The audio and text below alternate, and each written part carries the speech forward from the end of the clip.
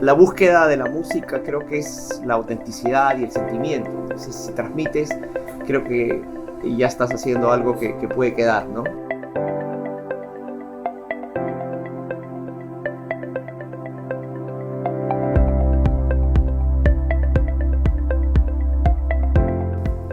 Hola, soy Victoria y estamos en Librerías Crisol porque vamos a conversar con Antonio Jáuregui, que acaba de lanzar su libro Más allá del libro. Hola, Antonio, ¿cómo estás? Hola, ¿cómo estás? Gracias por la invitación.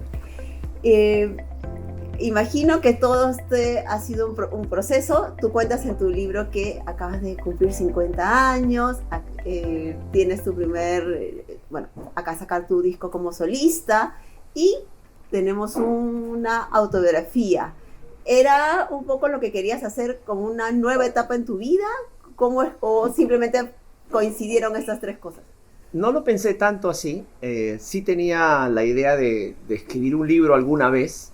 Y creo que la oportunidad se dio luego de la ruptura de Líbido, y porque está llena de historias, ¿no? Entonces, y también cuando empezaba a contar sobre ciertas anécdotas y ciertas cosas, como me gusta hacerlo, tengo creo que buena memoria para las fechas y los lugares y todo esto, me fui animando poco a poco porque también me fueron animando, ¿no? Y así es como nace un poco la idea de ya empezar con este proyecto, ¿no? Que empezó, bueno, me tomó bastantes años hacerlo. No tuve la disciplina que me hubiese gustado tenerla en muchas de las cosas que hago, pero de todas formas creo que perseveré en terminarlo, ¿no? Y lo logré, ¿no? Con lo que uno se va a encontrar en esta autobiografía, es eso, hay muchas historias y sobre todo cómo es que, por ejemplo, cómo van naciendo las canciones. En el caso de este libro, también fue como el proceso de tus canciones, fue inspiración, agarrabas una libreta, una hoja de Word y empezabas a escribir, o cuándo fue el tiempo que te dedicaste a armarlo en sí. Quería que parezca, bueno, es una historia, ¿no? No lo pensé tanto como una autobiografía.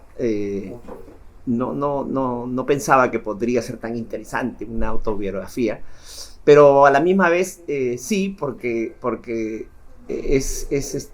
bastante, tiene muchas historias el hecho de tener una banda de rock, ¿no? Los viajes, la cantidad de personas que conoces, pero después, yendo un poco más allá, por eso se llama Más allá del líbido, que inicialmente tenía pues el tema principal, el hablar de la banda, fue ir un poco más allá de eso, que era más allá en el pasado también, ¿no? Entonces, en el pasado, porque creo que me parecía interesante contar cómo nace y cómo surgen estas primeras ideas de formar un grupo, cómo nace la inspiración para hacer las canciones, y varias de las canciones que compuse pues son las canciones más conocidas del grupo. Entonces me parecía que iba a ser interesante contar sobre eso, ¿no? Y eso ya era un poco más allá de una biografía también, ¿no? Era como compartir con la gente y con el público y con los jóvenes sobre todo, que tienen sueños, ¿no? Sueños de realización de cosas, que no necesariamente es una banda de rock, ¿no? Pero cuento y espero que inspire un poco a cómo se logran pues algunas cosas que uno se propone. Es cierto, lo que uno va a ir encontrando en este libro es inspiración, que vivimos en un país donde el apoyo a la cultura, a la música, a la escritura, al arte en general, no es exactamente una de las prioridades. Hacer música, escribir un libro, es realmente una gran odisea, pero lo lograste, lo lograron, y creo que es lo que has querido plasmar en este libro también. Sí, eso es lo que quería plasmar, ¿no? Quería plasmar esta carrera, ¿no? Esta historia de vida, ¿no? Que tiene sueños, que tiene ilusiones, y también tiene bastante trabajo y ejecución de cosas, ¿no? Que es como creo que se logran las cosas, ¿no? Creo que es como uno, además de soñar, tiene que ir hacia ese objetivo, ¿no? Entonces, eso es, ¿no? Y luego, pues, después del grupo, igual he continuado con algunas otras cosas que paralelamente ya venía haciendo, ¿no? Y y bueno, y anécdotas que me han pasado gracias a ser músico o también al destino, ¿no? Estos encuentros que he tenido, ¿no? Por ejemplo, encontrarme con Paul McCartney en la calle, ¿no? O sea, eso fue una cosa que yo creo que le podría haber pasado a cualquiera, pero justo me pasó a mí, Yo ¿no? quisiera ser ese cualquiera. No, inclusive estando ya en Inglaterra y porque justo estábamos mezclando el disco Un Día Nuevo y le conté obviamente pues a todo el mundo, ¿no? Lo que había pasado y nadie, pues todo el mundo pues envidiaba un poco esa situación viviendo allá, ¿no? Y ese tipo de cosas me parecía súper interesante y contarlo al detalle, estaba un poco inspirado pues en algunos libros pues que he leído. No he sido un gran lector, pero algunos libros que cuentan pues muchas historias con muchos personajes, ¿no? Gabriel García Márquez, ¿no? Juan Rulfo, Sábato, y algunos pues que yo por ahí obligatoriamente pues me hacía de leer, y me gustaba un poco cómo narraban los detalles y quería explicar un poco algo tan importante, quería darle ese detalle, ¿no? Y eso era pues ser casi un escritor, ¿no? Entonces creo que ojalá esté en ese casi al menos, ¿no? Bueno, has mantenido al lector pegado a las letras, así es que sí, ya te puedes considerar. Sí, felizmente hay buenos comentarios y la gente se ha enganchado bastante con las historias y toman algunas partes y las publican, y ahora con el tema de las redes sociales pues puedes saber y hasta le pongo música, ¿no? Porque también para terminar de escribir esto, y desde que empecé en realidad me inspiré bastante en la música porque me traían los recuerdos con más claridad, ¿no? Sí, creo que nuestra vida tiene igual un soundtrack especial, ¿no? Para hablar un poco sobre lo que vamos a encontrar en el libro, nos cuentas desde tu niñez, y algo que yo sentí que van marcando ciertas pautas, tú me corriges si no lo es. El día que conoces la guitarra es el mismo día que muere tu madre. Y no es casual estas dos situaciones. ¿Es acaso la música una forma de encontrar ese consuelo que necesitabas? Mira, no lo había visto desde ese punto de vista, pero prácticamente el día que muere mi mamá, claro, y está ahí, ¿no? Claro, en la tarde-noche que se me acercan pues los chicos adolescentes de esta forma a consolarme, claro, me traen la guitarra y yo toco cualquier cosa, ¿no? Y sí, ¿no? Quizás ahí haya habido una iniciación, ¿no? Ya estaba con la música desde antes, porque con mi amigo pues César desde los 6 años, 7 años ya escuchamos los Beatles, ¿no? Pero sí, el tema de agarrar una guitarra podría haber sido esa la primera vez, ¿no? Quizás es un punto que me has hecho recordar ahora. Y quizás fue un detonante, ¿no? Para el inicio de la música, ¿no? Y cuento también que mi madre también me inspiraba bastante o me inculcaba de manera indirecta la música con lo fan que era ella de algunos artistas, ¿no? Como Camilo Sesto, Leodán y todos estos artistas, porque a mí me encantan, ¿no? Y sí, es probable que haya sido un inicio, ¿no? Y sobre todo lo que vamos viendo contigo, porque tú eres el que nos narras la historia, tu historia, es que ese impacto cuando escuchas el álbum rojo de los Beatles, pero también por parte de tu familia, la música folclórica, la música de los 70 que escuchaba tu mamá, hay como que mucha vertiente musical, muchos grupos. Mi pregunta es, ¿siempre quisiste formar una banda o nunca pensaste en ser como ahora que ya eres solista? O sea, ¿tu concepto de música era grupal? Desde que descubrí los Beatles, de cierta forma, sí me jalaba un poco a tener un grupo de amigos haciendo música. No estaba tan clara quizás la idea desde muy niño, el armar una banda de rock, ¿no? Y las influencias creo que fueron llegando, no sé si por coincidencia, se dice que nada es coincidencia, o por el destino, ¿no? Porque esta oportunidad de viajar, creo que todos tienen un padre y una madre que les gusta la música, por ese lado creo que es algo muy común, pero los viajes que hice a diversos lugares, lo que pude observar, el folclore de cada lugar, sí era algo impactante, ¿no? Porque escuchar una banda y en los lugares más recónditos escuchar el huayno más profundo que pocos tienen la oportunidad quizás de verlo en vivo, ¿no? Estos cánticos que se hacen en los velorios, por ejemplo, ¿no? O sea, yo he ido ahí y me quedaba, pues, obviamente un poco sorprendido, ¿no? De esa transmisión cultural, ¿no? Que recibía, ¿no? En ese entonces, ¿no? Luego, pues, tener un primo, pues, que tiene una banda folclórica y que toca, pues, el charango y la quena, tipo los jarcas, también era fascinante, ¿no? Entonces, creo que todas estas coincidencias iban formándome, ¿no? Para tener luego, después, este sueño, ¿no? Uh-huh. Cuando empiezas a contarnos desde muy niño tu amor hacia la música, ese bicho del querer hacer música, de crear, y también empiezan las creaciones de las canciones. En un momento dices que por inexperiencia, cuando ya empiezan sobre todo cuando comentas con algún otro, sea Manolo, sea Jeffrey, y decían, nunca dejamos muy en claro cómo era el tema de la autoría, y se dejó como que sobreentendido, se ponían sus nombres, pero había como una ayuda al inicio, ¿no? Uh-huh. Entonces eran esos errores de principiantes del que estamos componiendo todos y la música es para todos. ¿Es un poco eso? Creo que ha habido una evolución ahora, por ejemplo, en la educación, ¿no?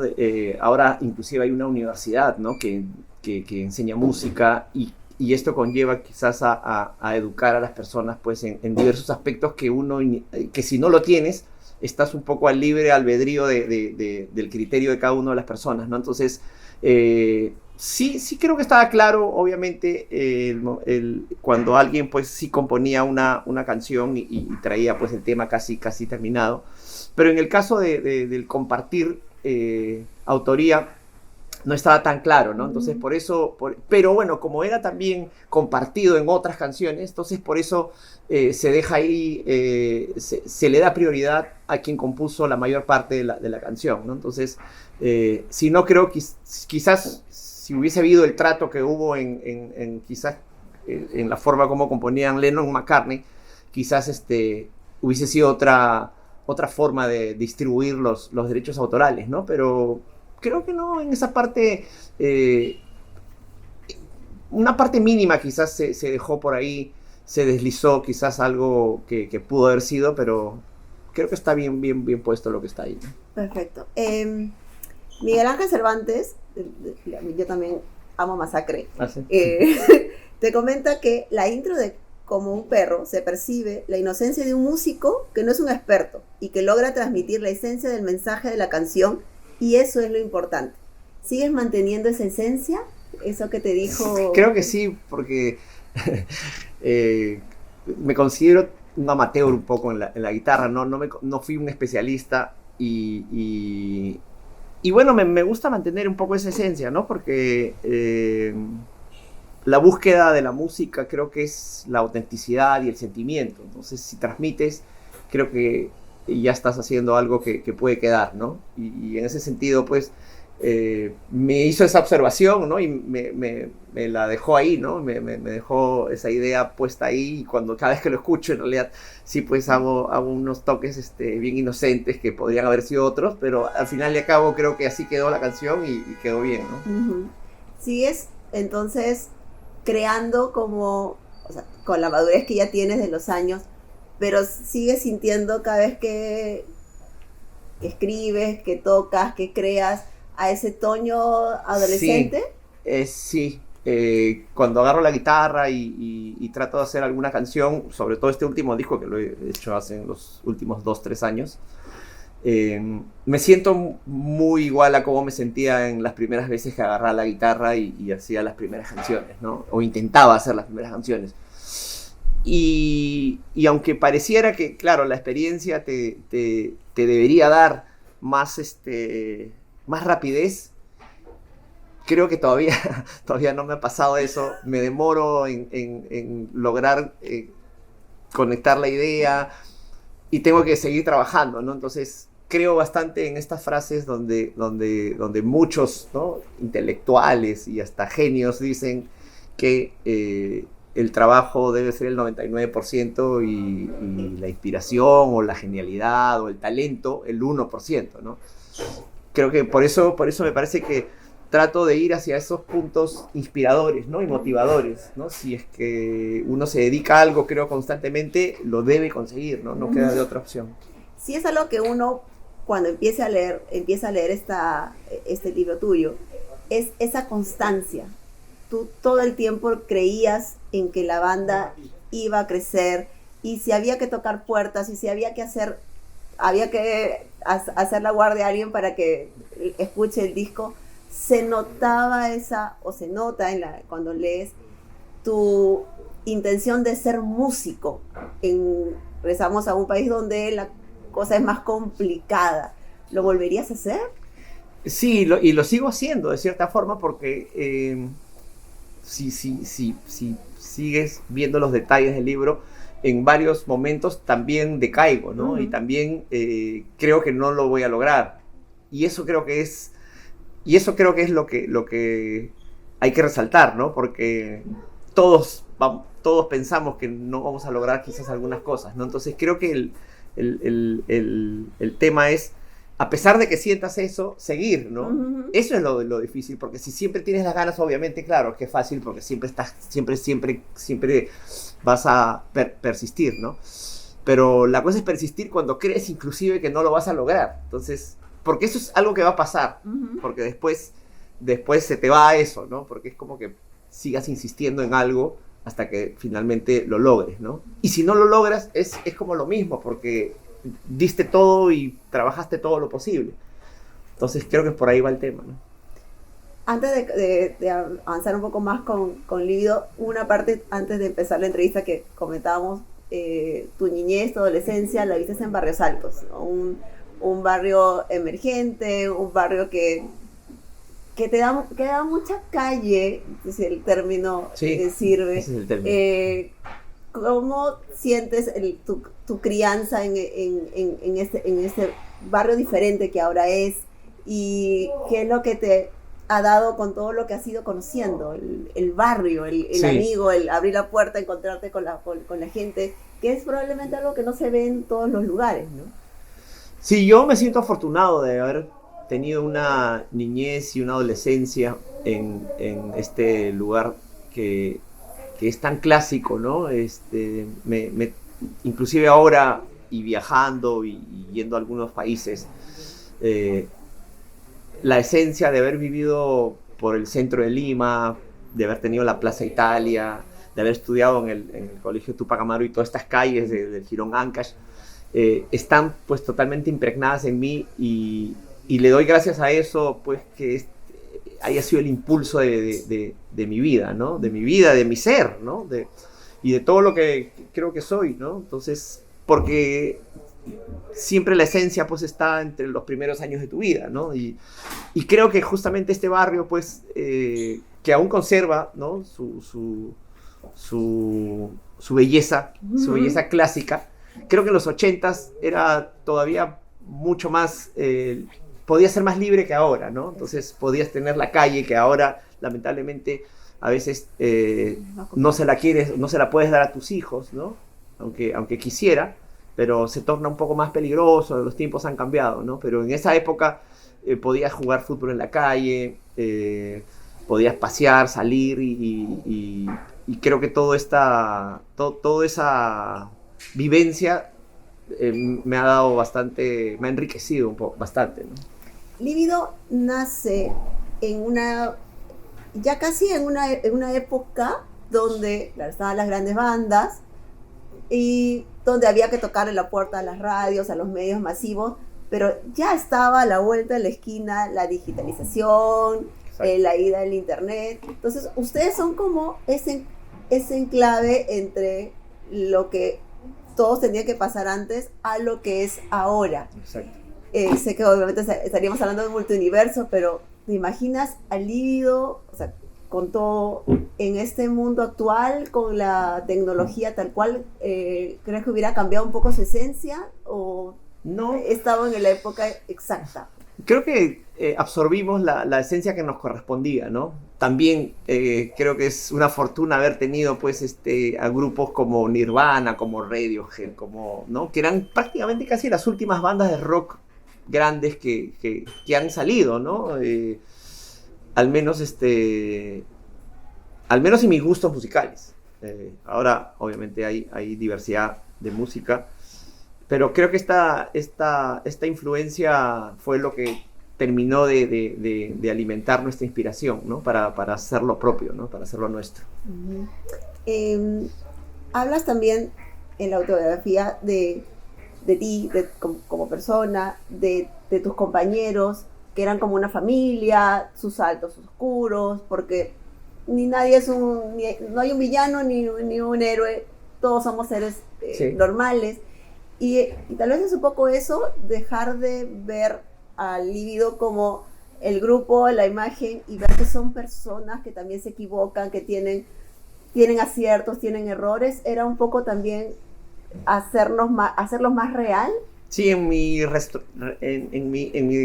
viaje al pasado, que es como lo llamo, traté de ser un visitante del tiempo, ¿no? Y no yo mismo el que estaba regresando a juzgar, ¿no? Por eso es que me demoré bastante también en corregir, en reescribir algunas cosas, porque cuando empiezo a escribir estaba un poco molesto por la pelea, por el conflicto y por la ruptura del grupo y los desacuerdos y etcétera, ¿no? Pero al pasar los años, ¿no? Fui relajando un poco ese sentimiento y empecé a ver todo de una manera más analítica, ¿no? Y así es como presento el libro, que me parece más sano y más interesante, ¿no? Porque no acentúo héroes ni villanos, ¿no? Yo mismo trato de observar también todos estos puntos pues débiles que se pudo haber evitado, pero al fin y al cabo son parte de la historia, son parte de las cosas que ya pasaron y quizás también fueron hechos que llevaron a ciertas consecuencias. Entonces por eso es que lo relato de esa forma, ¿no? Haciendo como esa introspectiva de ese viaje al pasado, el Toño de ahora, al Toño que si pudiera regresar con el fantasma de la Navidad y decirle al Toño de los 15, 16 años, o al que estaba dudando si estudiar, si no, si seguir haciendo la música, si pudieras decirle algo, ¿qué le dirías? Bueno, lo que un poco les digo a mis hijos, ¿no? Yo trato de que